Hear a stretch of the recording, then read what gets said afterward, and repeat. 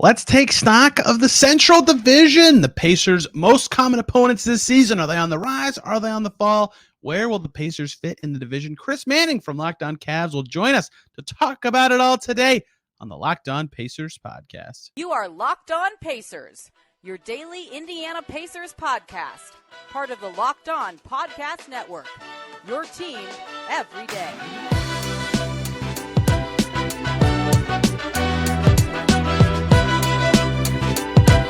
Happy Thursday, everybody. Welcome into another edition of the Locked On Pacers podcast, where we, of course, talk about the Indiana Pacers. As always, my name's Tony East. I cover the team for Forbes and SI, and today, much to do about the Central Division, the Pacers division, where they will play their opponents 4 times each. Bucks still look good. Cavs look better. But what else is there to glean about the division? Chris Manning from Locked On Cavs is going to join us today to break it all down. We'll talk a lot of Bucks. Will they truly remain the juggernauts of the division? The Cavs, how much better are they? Can the Pacers remain competitive with those top 2 teams? And are the Pacers better than the Bulls? And how much better than the Pistons are they? We cover a lot of ground today, and there's a lot to get to with this division. And it's important because the Pacers, 16 of their 82 games are against these foes. Let's break it all down today and get right to it. Welcome into a Locked On crossover. I'm Chris Manning from Locked On Cavs. That handsome devil over there is Tony East from Locked On Pacers. Tony, what's good, my brother? How are you? It's August. FIBA is on pause till the weekend, so I'm good. I'm not busy. It's weird. I'm jealous of you. You have players in the Indiana Pacers, known to be Tyrese Halliburton playing for Team USA. I don't have anyone, I believe, on the Cavs roster playing in the FIBA World Cup. I love FIBA, like the physical game and like the politics of like the refs being from the country of the team that's playing. And like they're, the Bahamas just played an Olympic pre-qual tournament in Argentina against Argentina, and all the fans are going nuts against the Bahamas. Like that environment's sick. I wish there was more of that. Yeah, I 100% agree. The USA was playing like warm-up games for the World Cup in Europe, and they were playing them in neutral sites, and I kind of wish they would have played like Slovenia and Slovenia. I think that would have been sick. Yeah, there's like flares. Can you imagine at the queue, you walk in and there's dudes with flares in the crowd? Like the NBA needs that. I'm going to do that at All-Star Weekend 2024 in Indianapolis. In Indy, baby. Never, I'll see you there. Never credentialed again after I threw a flare from press row, just chucking it into the court when they're like, I don't even know what I'm at. It's something Anthony Edwards will do, presumably. Today's show, though, is going to be about the Central Division. We have 2 teams here in the Central. Divisions in the NBA are obviously sort of a nebulous question of how much they matter, but it's maybe a good idea just to see how these teams in the division stack up. In this case, there's also 3 teams from the Central: Cleveland, Indiana, Tony covers, and the Detroit Pistons, all in the same play-in tournament group. But Tony, I think we have to start this with one of the teams neither of us cover. That's the Milwaukee Bucks. I understand Chris, there's this. We have to start by complaining, actually. Why? Why do we have to complain? Because the NBA made this whole in-season tournament, which I am a fan of as a concept. Okay. Games that matter, games for money in the middle of the season. That's cool. Sure. If guys try, I will like it. That said, they created these groups of 5 in each conference. They already had groups of 5 in each conference. Why is it not the Central Division is Group A, and the Atlantic Division is Group B, and the Southeast Division is Group C? That's a good question. They said they wanted it to be like balanced groups, but I'm like, over time, eventually they should all be the same. Like maybe one year you just have an easy group, and that's it. I don't get why they did that. Divisions already don't mean enough. Besides that, you play those teams 4 times. I just think they should abolish divisions. That would also work in the opposite direction of my idea, but yes, that is also smart. Yeah. It doesn't matter. It doesn't matter anymore. Either make them like a big thing like the NFL where it's a really weighted part of your schedule. And like maybe the Cavs don't play the Lakers one year. Boo-hoo. I understand owners might get griped about like, oh, I don't get LeBron revenue when your Lakers rub. Whatever. You play the Pistons 6 times. I think maybe like that would make these rivalries in the division mean more. Didn't it used to be like you got a top 4 seed if you won your division? Guaranteed? Like that would be a big enough deal. Yeah, but now I don't know. Like divisions are just like literally it's like it doesn't always, it's not clear to me why they exist other than the fact that like they're geographically located. And if and when we get expansion, Tony, the Central is one of the divisions that I think we're going to get some movement. I don't know like what exactly that looks like, but you would think Memphis or Minnesota is like probably going to end up in the Central. You would think. People wanted to hear us talk about the division. We're talking about the not division. I agree, though. I think it would be like Minnesota, Milwaukee, Chicago, and Detroit would be a group of 4, and then I don't know, Indy, Cleveland, Philly, DC, or something. I don't know. I made that up off the top of my head, but you get that's what the changes make sense to me to be. Yeah, I agree. All right, the Bucks. Look, I understand they flame out the way they did. I understand if you look at the age of their team, particularly like Drew and Brooke and Middleton, who was injured a bunch last year, that there is concern about, like, is there an age cliff coming? And, like, they're banking on Jay Crowder as one of their top 8 guys. That's dicey. Like, there's new coach. There's some concern there. But, like, are we sure this still isn't just maybe the best team in the East that could make the finals? I'm pretty sure that they'll be my pick to be the number 1 seed in the East again. So, I mean, they'll be technically worse, I suppose.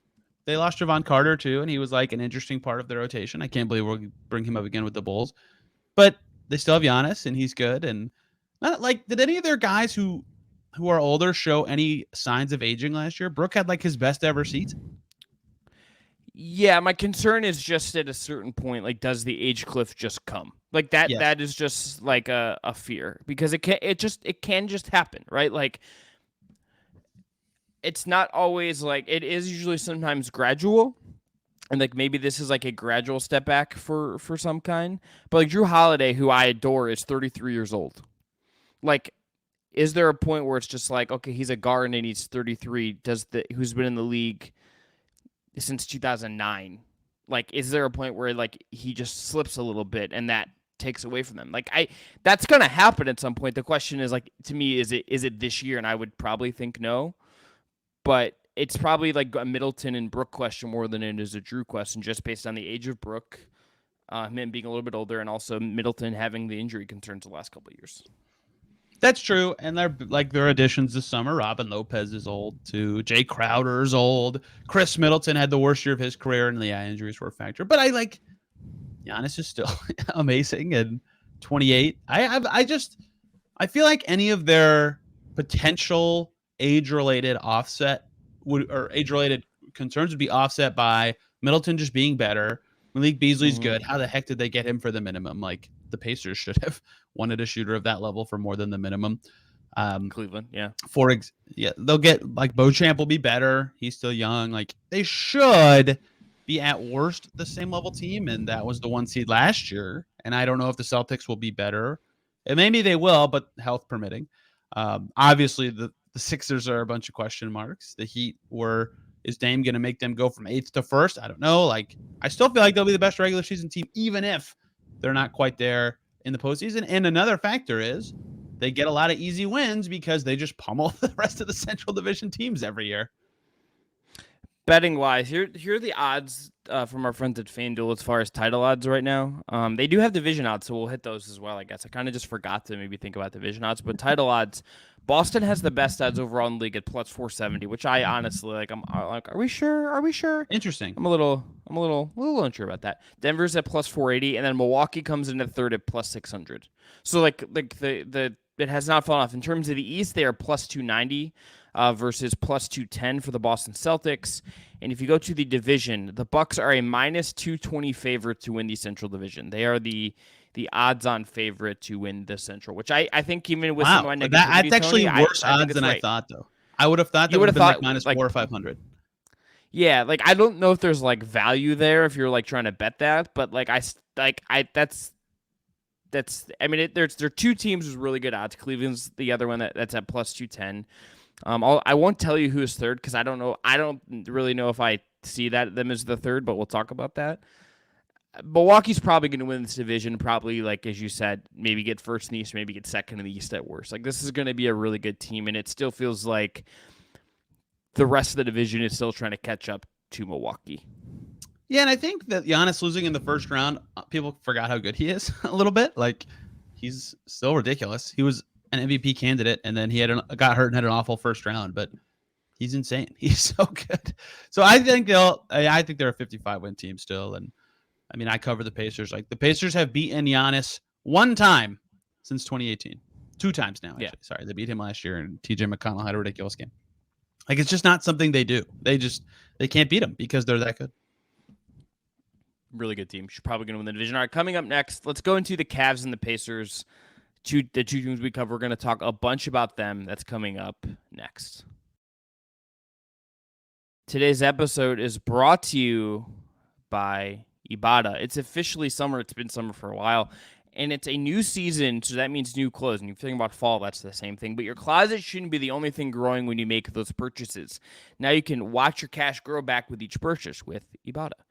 Ibotta gives you cash back on hundreds of grocery items, from produce to personal care to pantry goods, so you can make sure you're beating inflation no matter what you're purchasing. I know Tony's super worried about inflation, so he's just over here like crushing Ibotta.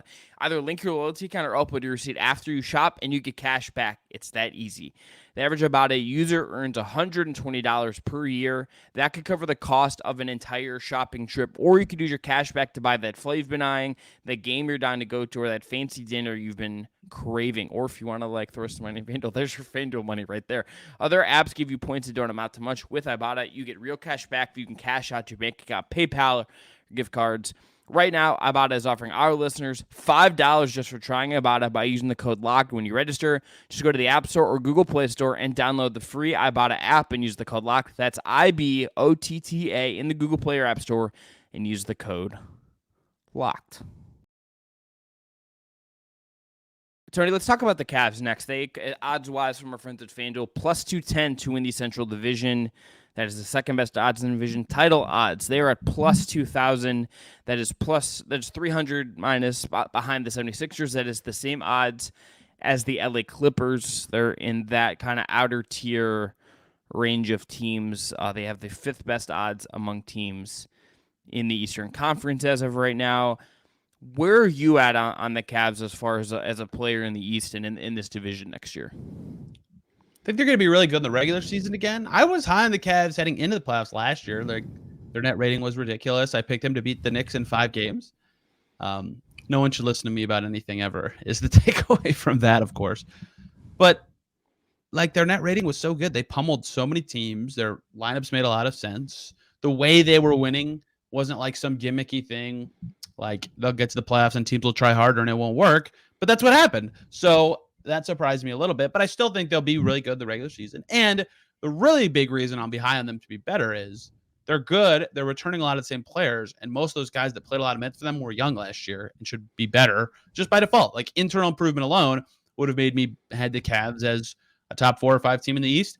And they added 2 guys that will really boost their rotation in Max Strus, who can really shoot it and do stuff with the ball beyond that, and is an okay enough defender, and George Niang, former Pacer, who can really, really shoot it and can't do much on defense, but that's the exact thing the Cavs need, is a dude who just stands behind the 3-point line and makes those shots. So I think they got appreciably better at the thing they were the worst at, and should at least be a team that addressed their needs enough in a way that they shouldn't get pummeled in the first round.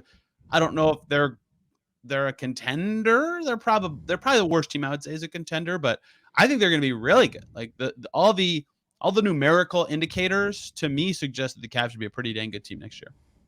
Do you like the additions they made to just basically say, hey, like we're not going to overly change the formula, but we're going to add shooting? Is that to you at all interesting for that to happen? Yeah, I mean that's what the Jazz tried when they were their best team, probably, right? They went out and got Bojan Bogdanovic the summer they lost Mirotic, and Joe Ingles was a key shooter for them when he'd been there for a while. But that was always what they had kind of needed around Donovan Mitchell, and that team should have beat the Clippers and made the conference finals. They didn't, so saying they should have doesn't mean anything, but that's what he needs, right? If you're Donovan Mitchell and you're really good with the ball and you're a good playoff contributor, you need shooters and defensive bigs, and the Cavs have that. Obviously, one of those defensive bigs, Jared Allen, had I don't know what word you've been using, Chris. I will say terrible. Let's say I'm going to say soft. I think soft is more than fair to describe what Jared Allen was in the playoffs. Yeah, there's a lot of words you could use. Very few of them have a positive connotation. But Mobley's still awesome and should be better. next year too, and Garland's a nice secondary guard to have. So I think they have the right group of guys around a Donovan Mitchell now to be even better. So yeah, I think I like their additions. Yeah, I agree with you. I think they have a lot to prove for me or anyone else. I think to project them to really take a big step up and maybe really push Milwaukee. There's a lot to me to like, and I think if you bet on the development of Garland and Mobley and another year of Mitchell, who had the best year of his career last year, and I think will be really motivated again this upcoming season, I think all of that is reason to think this team is going to be really good, but there is going to be this feeling of holding pattern a little bit just because you could get to the playoffs and they could have a better regular season than last year with another great net rating and be like, okay, like, are you going to crap the bed again like you did last year and get sent home in round one? Tony, let's go to your Pacers. I told you before we started recording that I am very optimistic about the Pacers. I think this is the third best team in the division. I think this is a team that can push for a play-in spot. The East is going to be competitive, but I love Halliburton. I think Carlisle is obviously one of our best coaches. I think Miles Turner is just a very solid player. I like what Bruce Brown's going to give them, even that price tag maybe seems crazy. I just think he's going to help them a lot. I love Benedict Mathurin. I just like this team. I like the Obi Toppin edition, for the cheap. I like what this team is going to be. I think they're going to be frisky. I think they're going to be solid. I think this team's going to be a really annoying team. And to bring it in the play-in tournament, I think it's going to be Cleveland or Indiana that gets out of this group for the play-in tournament. I think Philly, just with what's going on, is going to have some problems. I think Cleveland or Indiana is getting out of this group. I think if you pick those two teams, I'll tell you I think it's going to be Cleveland just because Philly is just a disastrous nightmare for the Pacers in recent years, and Embiid has just kicked Miles Turner's butt forever. But beyond that part of it, yeah, they got better, right? Someone was going to take their money. There was rumors it would be Max Strus, who's on the Cavs. It was Bruce Brown. That is from talking to people about it. A lot of people I think thought Max Strus was headed Indiana, and then they pulled the sign and trade lever, which they needed to do. Cleveland needed Max Strus more than Indiana did. Would be what I would say. Funnily enough, I don't know who the Pacers valued more, to be clear, but I think Bruce Brown's a better fit for the Pacers, so everybody gets what they want. I agree. Right? Everyone and Bruce Brown in particular got a massive amount of money, and good for you, Bruce Brown, for doing that. Tripled his previous high salary for a season. And they needed defenders, right? He's a great fit for what they need in terms of point of attack defense. Now Halliburton will not have to guard as good of players. He can be more of his off-ball dominant self. And teams with like two or three really good guards like the Cleveland Cavaliers will still be a tough matchup for them. But they'll be much better on defense as a result. Obi Toppin, even if Obi isn't that much better than last year, their four rotation went from O'Shea Brissett and Aaron Nesmith to Toppin and Walker. That's an improvement. They like the Cavs to me too, even with very limited additions. Just should have been a better team because their young guys will get better. So there's a lot of reasons for me, at least, to be optimistic about the Pacers being a decently better team than last year. I just did the schedule breakdown and got them to about 40 wins myself, 40-41 range. And that's a play-in level team given what the East was last year. And that's just if their additions and some minor internal improvement happen. There is certainly more upside for them to go above that than, to me, there is downside to go below that. So, yeah, they're much better. And I don't know if they'll be the third or fourth best team in the division, but I think they're better than Chicago myself. Yeah, so here are the odds on the Central Division. The Bucks, as I said, are minus 220. The Cavs are plus 210. Bulls are plus 2,300. The Pacers are plus 2,500. I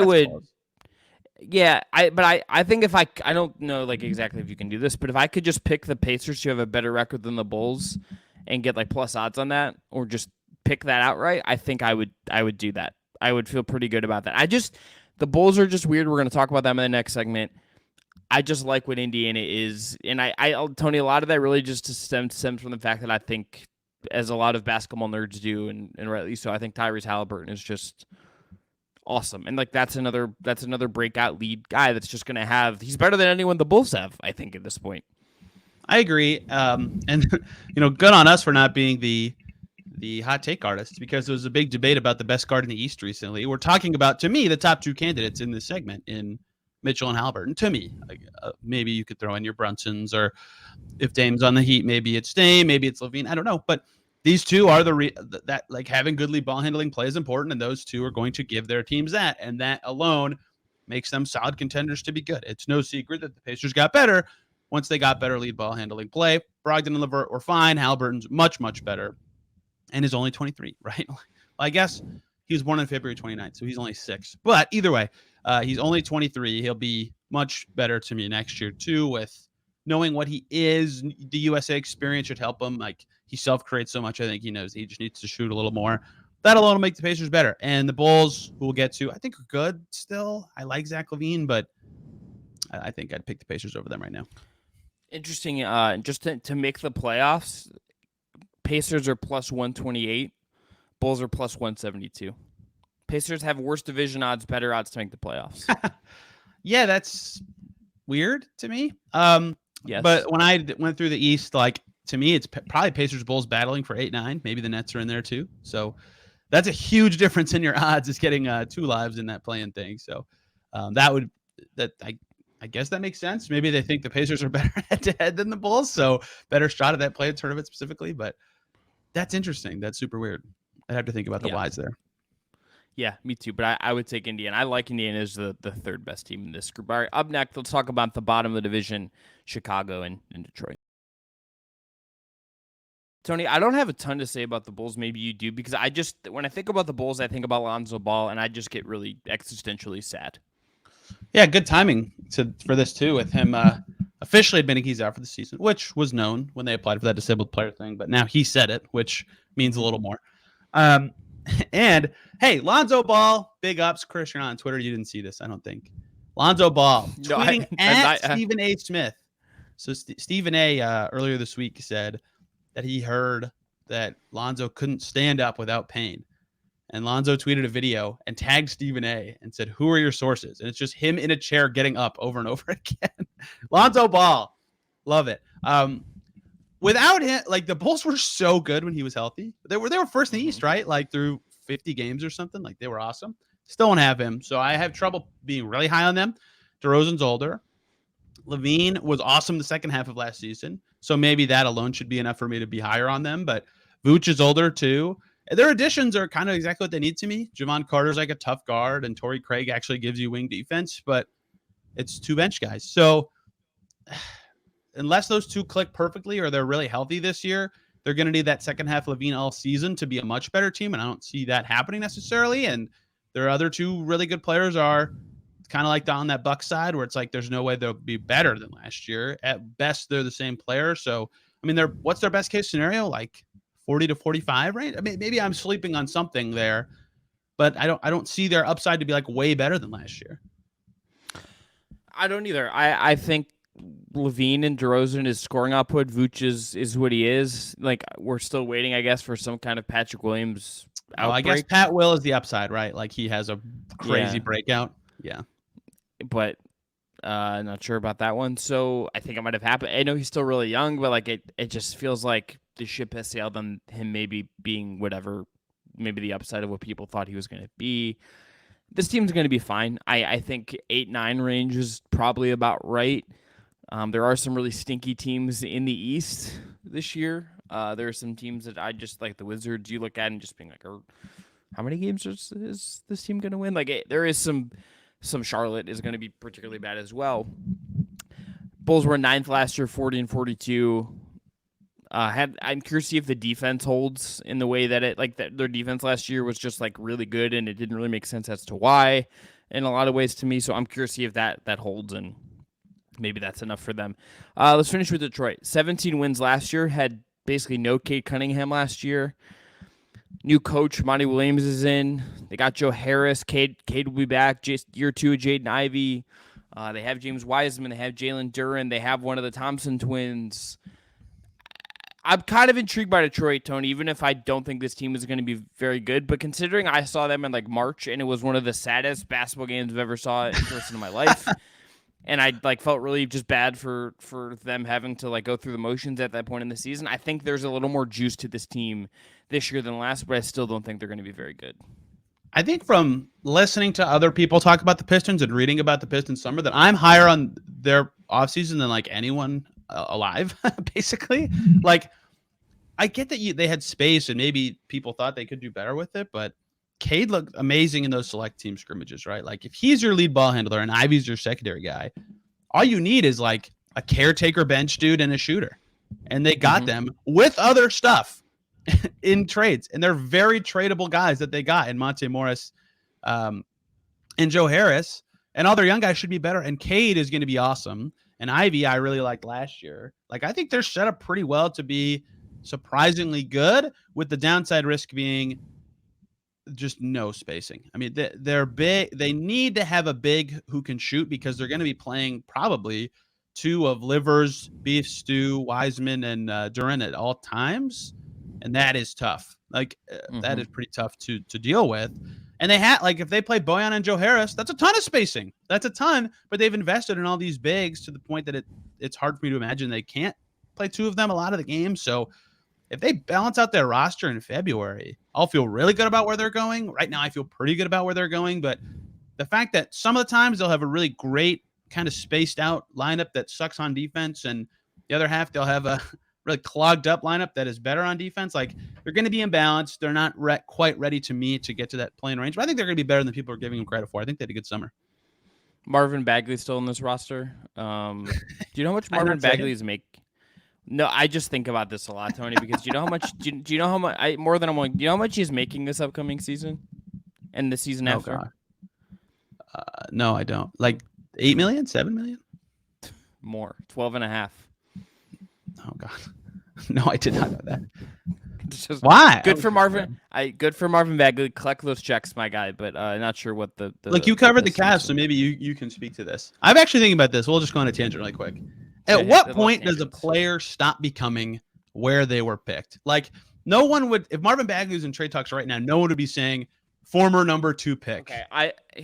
And you covered Anthony Bennett, so he was the former number 1 pick, but like that didn't matter. Yeah, like, that was over really early. I mean, Isaac Okoro, for instance, was a 5th overall pick. He should not be viewed as like a former 5th overall pick in trade. Yes. His value is not that anymore. He hasn't proven it. At a certain point, it's like you play 3 years. I kind of think you just gotta, like, it's with Patrick Williams. It's like, I just think Patrick Williams is Patrick Williams, so I would use former number pick for him. Would you be like former? When did you stop saying former 1st round pick Goga Bitadze is my question.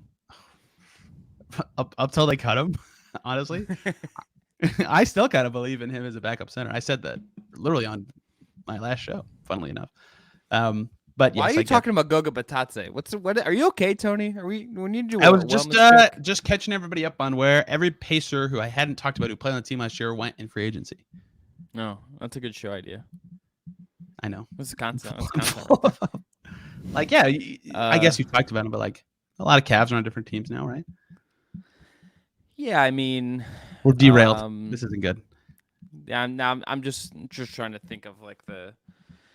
Well, it's like, I mean, like, okay, when did Andre Drummond stop being like an All NBA? When did you stop referring to him as like an All NBA center? You know, like when does that rub wear off? You know, it's just one of these things. I'm pro like being nice and like giving guys a chance to grow, but at a certain point, it's like the reality is, hey, Marvin Bagley isn't very good. I remember when Fultz was going through his stuff with the Sixers, people were like, "Oh, the Pacers should jump in on this former number 1 pick." I'm like, why? He's good now, so maybe I was wrong there, but I don't know what it takes for the label to not matter or should matter, if that makes sense. Sure. Yeah. No, I agree. Let's end here, Tony. Let's give our predictions. Let's order the Central Division standings. I'm gonna go Bucks, Cavs, Pacers, Bulls, Pistons. I think the Cavs are gonna push the Bucks, but I'm going to pick the same order as you. I also think Detroit's going to sneak up in this, though. So I think like last year was pretty obviously like it was almost like tier for all 5 teams. I think it's going to be like 1A, 1B, 2A, 2B, and then 3A. But the Pistons are closer to 2C than like a 4th tier, if that makes sense. Which team do you? I don't want to ask this. So like I'm gonna ask the inverse of the question. I feel like I get asked most. Like how sure are you? It's like how unsure are you? Like which one of these teams are you like least confident in you predicting it that's gonna go how you're seeing it? Chicago, because they're kind of at a crossroads. Like they had to do everything they did this summer because it was either keep your guys or lose your guys for nothing. But like I don't think. This is just I'm an outsider, obviously, for the Bulls, but like I don't think they're psyched about their summer. They just had to do everything they did. So if let's say they start 15-25, like they're going to be one of the most obvious trade several players' teams in the league. So if they do that, they would be much worse. So I think I'm the least confident in them. I just think LaVine's so good that maybe it doesn't matter. But I mean, outside of 50 games with Lonzo playing, like this era has not done really anything. So I think that would be the team I'm least confident in. Yeah, I agree. I agree pretty much to it either. That's going to be it for this Locked On Cavs, Locked On Pacers crossover. I'm Chris Manning. That is Tony East. We'll be both back at you on our respective feeds later this week. Tony talking FIBA. I'm going to talk about player rankings because I don't have the luxury of anyone playing in FIBA. Just no Patriots, I guess, on the Cavs roster. Tough look for me. Yeah, but you'll get Mitchell next summer, and I won't get any Olympians. So, are we sure Donovan Mitchell's a lock for the Olympics? I don't know about that. Maybe not. Are we sure? He was on that bad FIBA World Cup team. You remember the team that he was to China? the only good player on the whole team that summer. I don't know if he's a lock he at the very least. I don't think he's like a starter. I think Anthony Edwards might be the starting shooting guard for the Americans next summer. That is possible. Yes. It's the Ant Show. We're just in Anthony Edwards' world. Daniel Tice or Buddy Hield. Maybe they'll be my Olympians next summer. We'll see what happens with Rubio. Kevin Love, one last run of the Olympics. The glue guy. I'll get to just claim him as an honorary Cav. Andrew Nemhard, Canadian Olympian. You heard it here first. Actually, there you go. I need Delhi back on the Cavs just so I can cover the Australian national team. Luke Travers, the Cavs last year's second round pick, who's played in the summer league twice. Get him on the Olympic roster, then I can just be like, I want to just talk about Australian Boomers basketball. Delhi playing a full season in 22-23. One of the upsets of the season last year. Good for Delhi. Now he's playing back in Australia. Good for him. All right, we'll be back at you this week. Thanks everyone for tuning in. This has been Locked On Cavs and Locked On Pacers.